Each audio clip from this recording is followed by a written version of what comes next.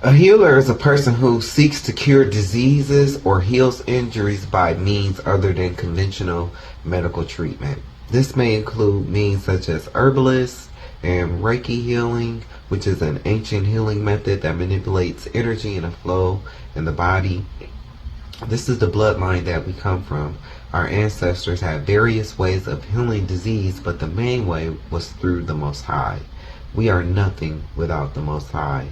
Disease starts in the spirit. This is why many believe low vibrational thoughts of always complaining and being negative attracts disease, because it does.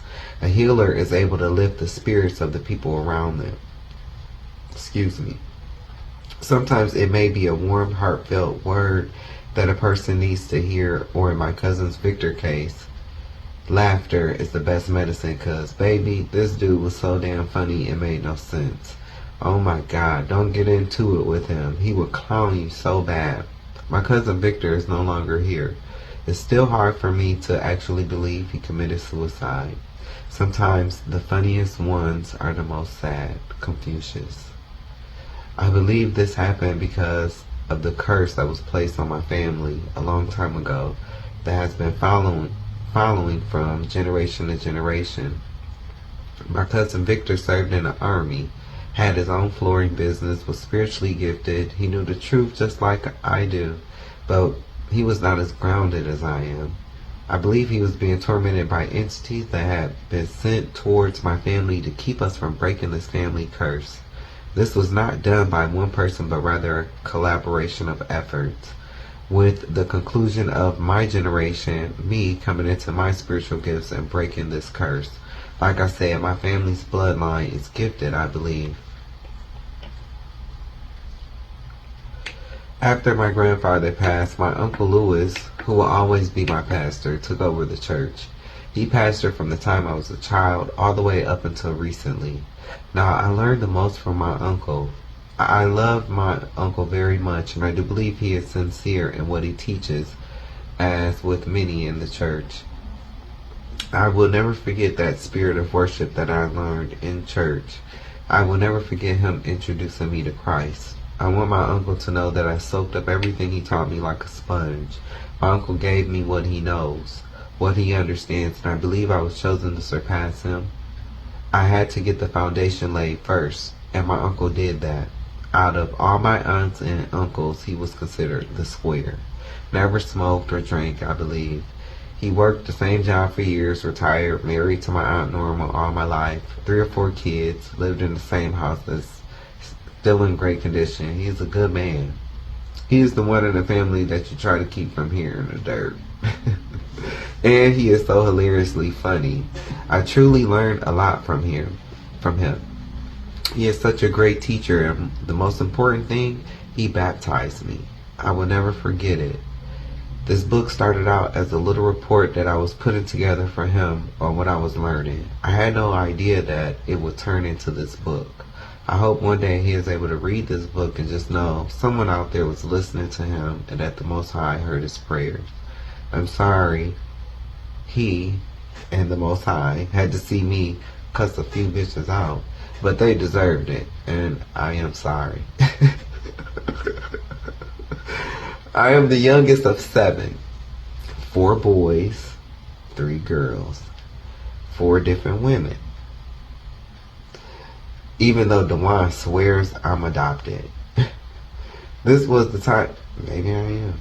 This was the time period when my dad was on drugs. Today my dad has been clean for over 30 years. Let me just say that. He always try and say, you don't remember when I was on drugs. And I'd be like, dude, how you gonna tell me what I remember? But the day I was born, you was high. Well, he was. Oh, there's a story. Him and a few of my uncles on both sides, his side and my mom's side, were in the house getting high the day I was born. Apparently he became paranoid and locked everyone in the house when someone came to tell him that I had been born. June 25th, 1987. The day Michael Jackson died. Not in 1887, obviously, but June 25th, side note. He thought the police surrounded the house. Rose eyes. I mentioned he was with my uncles on my mom's side. These are my uncles Cleo and Willie. I don't know if my uncle Larry was there, but I just want to say that I love my uncles on my mom's side and my dad's side too. My mom and I were very close. I'm a Cancer, duh. I grew up under two Cancers. My dad's birthday is June 30th, and my mom's birthday is June 26th. So a very emotional household. DJ play Living in a House Divided by Sonny and Cher. Okay, and so I will show you this.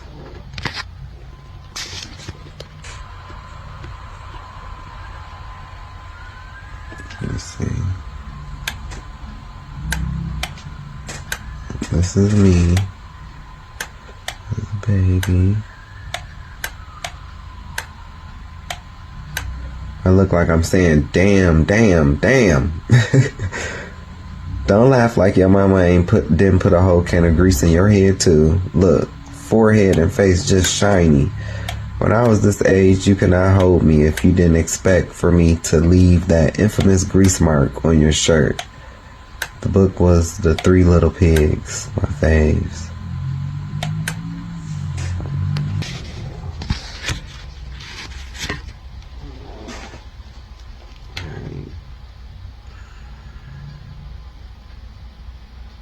Skipping through some pictures here.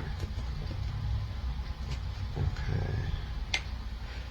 My Uncle Will was no joke. Him and Lavelle Crawford remind me of each other. He was the uncle that when our family would take our big family trips down south to Louisiana, my Uncle Cleo and Aunt Gwen, to my Uncle Cleo and Aunt Gwen's, love you auntie, house, he would be the one leading the pack. He was tough as Iron Man. He would beat your ass. He did not play, but he loved me. He took me to my choir concert one time when my parents were out of town. When my parents divorced the second time, my car broke down and he came to fix it. See, I had uncles, man. Most of my uncles were stand-up type dudes.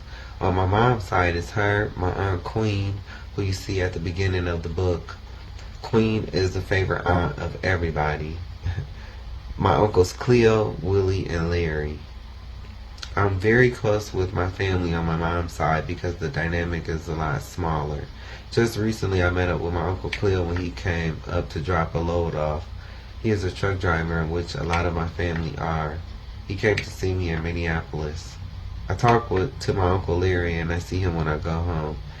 I come from one of them families you hear about where it be two big families in a small city where everybody know each other and they all date and intermingle with each other. So there's a handful of cousins that are related on both sides. Like my favorite cousin, Timberly. I love my cousin. She is more like a big sister to me. We talk almost daily.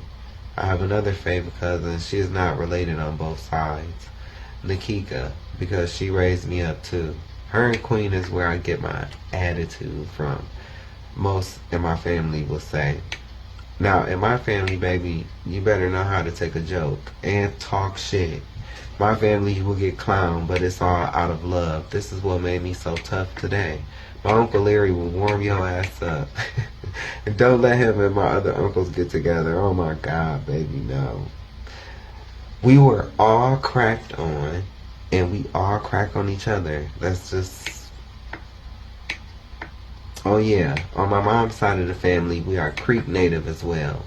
My grandfather, her dad, General Anderson, I think he had 22 brothers and sisters. I believe the origins are Oklahoma, Muskogee, Tulsa, Oklahoma City, and we are Creek native on my grandma B. Her mom, we called her Muma, side as well. The origins are Arkansas, Hot Springs, Pine Bluff, Little Rock. So I know I am native, and I'm sure there's some Negro up in our mix too. I will never deny that.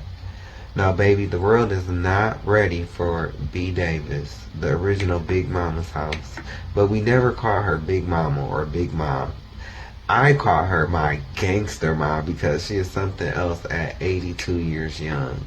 Side note, So this was 2 years ago when I wrote this because my grandmother is going to be 84 today. I mean, not today. This year, yeah, no, in a few days, in a month or so. Yeah, so some of the stuff that I'm reading, I had already wrote like maybe 2 to even 5 years ago. Some of this stuff. So if you ever see Martin Lawrence Big Mama's House, that is my granny. I'm talking about Martin playing Big Mama. She is older now, and she's going through the early stages of dementia, so I just cherish our time. I truly thank the Most High for her, man. She has been there for me. I praise God for my granny. You just don't know. Wisdom. She picked cotton and was never able to get an education, but she did phenomenal. She raised us. When I came into the truth and started reading the Bible for myself, I was laying on her couch. I was homeless at the time, and if it was not for her, man, I don't know where I would have been. She was the one who would say, "Forgive your dad. That's your dad." Man, I'm truly going to miss her when she's gone. That's why I cherish our time, because who knows, she might outlive me. She is very healthy otherwise. She reminds me of Della Reese, like when she played the mom on The Thin Line Between Love and Hate. Remember when she met Brandy and Darnell, Martin's character had to hold her back? Yeah, that's my granny. She is tough, but she's still holy. She's an Aquarius. I'm so blessed to have had two phenomenal, and I mean phenomenal, grandmothers. They were so different, but yet so outstanding. I learned how to cook from my mom and my grandma B. It was never a competition between my grandmother's food, but baby, if it was, my grandma B would win. My grandma B has been blonde my whole life. Never seen her with black hair. She is a sweetheart, but Kitty has claws. She could fight and would fight. Baby, she played no games. I saw her in action one time, and that's all I will say. I told you, Martin played my granny to a damn T. My granddad, General, rest in peace, granddad, told me one time they were in the field picking cotton. It was still a job after slavery. He said she walked across the field over to him, and they got into an argument. He said, "Your grandmama cut my shirt, man. She mean, boy, she mean." As he laughed. I miss my granddad. He said she cut his shirt with some kind of knife that they use when they pick cotton. I said to myself, okay, that's why I'm Princess Katana with the blade. Got it. My mama said my grandma would come home from the bar with her wig in her purse. And you know how you Aquarians are. Nobody made dressing better than my grandma B. And baby, when it came to baking, nobody could touch her. So when I say I was in the kitchen frying chicken and baking cakes at 9, see, I come from what they call the old school. Both of my grandmothers could throw down, and my mom is better than them both. For a long time, my grandma Savage was a cook for my grandfather's soup kitchen. My grandma B was a cook for a school. Remember the blueberry muffins?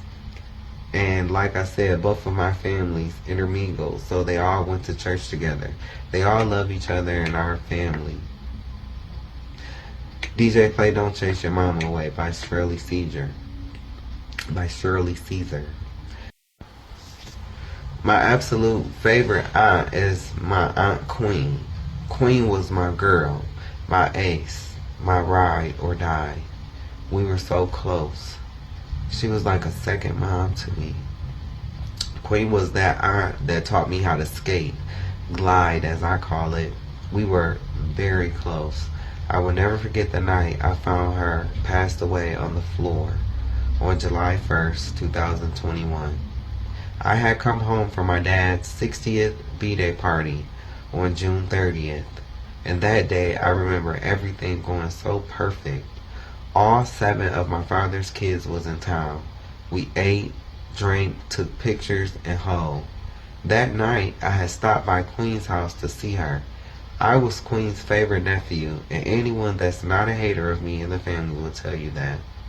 I was the only one who had keys to her house. Whenever I came home, everyone knew that if you wanted to see me, I was at my mama's house or my Aunt Queens. Probably posted in her big parking lot on the side of the house, waiting for DZ to bring me a bag, or I was already blowing blunts. Queen's house was like a second home to me, so even if she was at work, I would be posted. If she was in the house asleep, I would still come over and sit outside in the parking lot on the side of the house in my car chilling, blowing blunts, eating my Geno's pizza, best damn pizza in Toledo, or Nettie's, if I was in town, or Golden Lily. If I was in town and it was late, before I jumped on to I-75 going to my mom's house, because she stayed like 20 minutes outside of Toledo, I would just ride past to make sure everything is good. Well, June 30th was the last night I seen Queen. After my dad's party, I had come by to see her and chill with her for a bit before I made my way down to my mom's. I'm so glad I got the chance to tell her I love her that night, because I truly do. DJ played You Are My Friend by Patti LaBelle. On July 1st, I was in Toledo. I was visiting family and just making my rounds, as I call it. I had not talked to Queen that day, but I knew I would probably see her later. She had work that day. She was an STNA and worked at the same place for over 16 years, I believe. I had ended up hanging out with my cousin Kiki, another one of my favorite cousins, and as I was leaving, I decided to ride by Queen's house. It was around 11 something at night. As I was riding past her house, I noticed her door was open. The porch light was not on. It was dark in the house, and for her, that was weird. So I pulled around and pulled into the parking lot on the side of the house. I got out of the car and walked up on the porch and yelled her name, because I thought maybe she didn't close the door all the way and it came back open. She didn't respond, but before I walked in her house, I felt a calmness come over my body. I believe that was Queen preparing me. I walked in and turned the light on, and Queen was laying face down. I did do CPR. I can still hear me blowing air into her lungs. I ran back to my car because I had left my phone in the car. I got my phone and called 911. Called her son first, and when he didn't answer, I called my cousin Timberly. She died from an asthma attack not too soon after she had got home from work around 8 p.m. I will never forget seeing my ace put in a body bag, man. That night, a part of me left. I was never the same after that. Still not the same. It was meant for me to be the one to find Queen, and I'm just thankful I did find her with nothing out of place in her home. The Most High is honorable even in death. This is how I know my aunt is good. The way she left, anyone could have come in her home while that door was open, but God. But God. She lived in a rough neighborhood. The Most High knew my aunt's time was coming up, and he planned it right when me and my brother was home, so I could handle things while my brother comforted the family. I called my dad, and he did come because, like I said, we are family. My dad, my uncles Cleo and Willie are all close. They even work together. It was a very sad night. Queen is truly loved. Seeing my mom devastated like that was very hard, and coming back home to tell my grandma was even worse. She had already buried my Uncle Will, and that was a mess because of the woman he was with. She is not even important enough to mention, so I won't waste my time telling you about trash. I will never forget telling my grandma about Queen and how she cried. Like I said, it was a rough night. My mom, my cousin Timberly, and I planned my aunt's funeral. A short vacation that was meant for celebrating my dad's 60th turned into me staying about 2 weeks more than I wanted to. I had to take care of business though. I knew the Most High was with me. I had a few blowouts with a few people in my family that did not know the other side of me. There was a lot of family drama, the main one being my aunt's only son that I'm going to talk about with a few of my other so-called cousins. When I say I have grown, because there is one female cousin in particular that I was going to go in on in this book, but I decided not to. Oh baby, it's written, hers and a few other of my cousins, but I just edited it out. At the end of the day, I came to the conclusion that these are people that are not even worth it. The one female cousin and I will never be cool because of how she talked about my health and she made threats on my life. Yeah, she was big mad. She received her dose of karma not too long after. In fact, a few of them did, and it was well deserved. See, I don't have to do anything because sometimes their own kids or a man of their choosing will do it for me.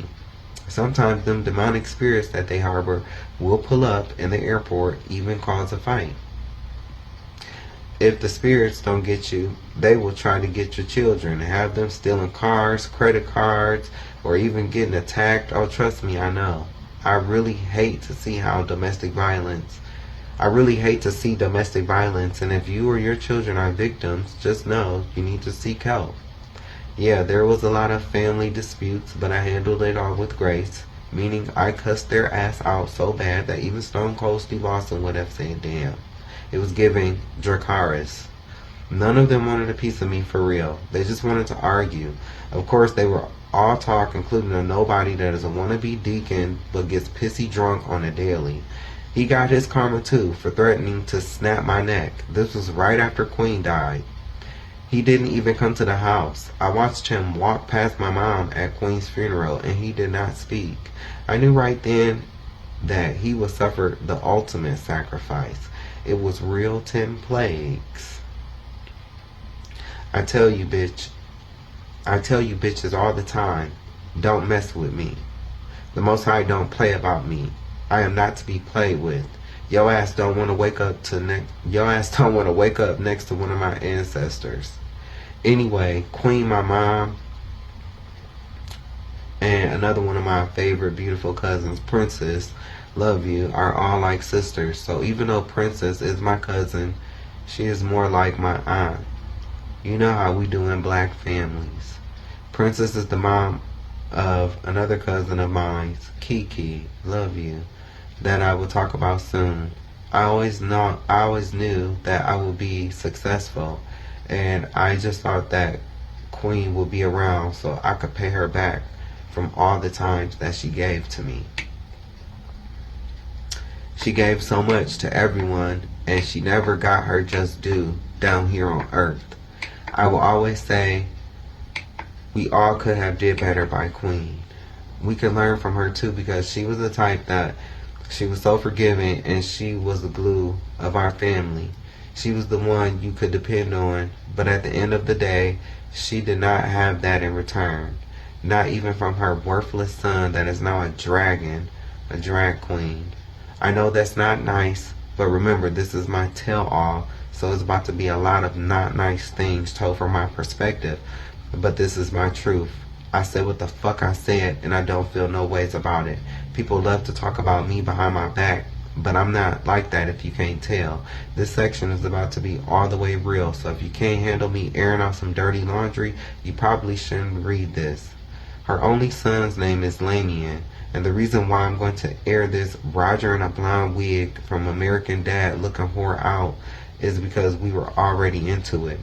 If I was to blow up, this will be one of my Judas coming out of the dark trying to spill tea on me. Oh, California raisin Gumby faced asshole.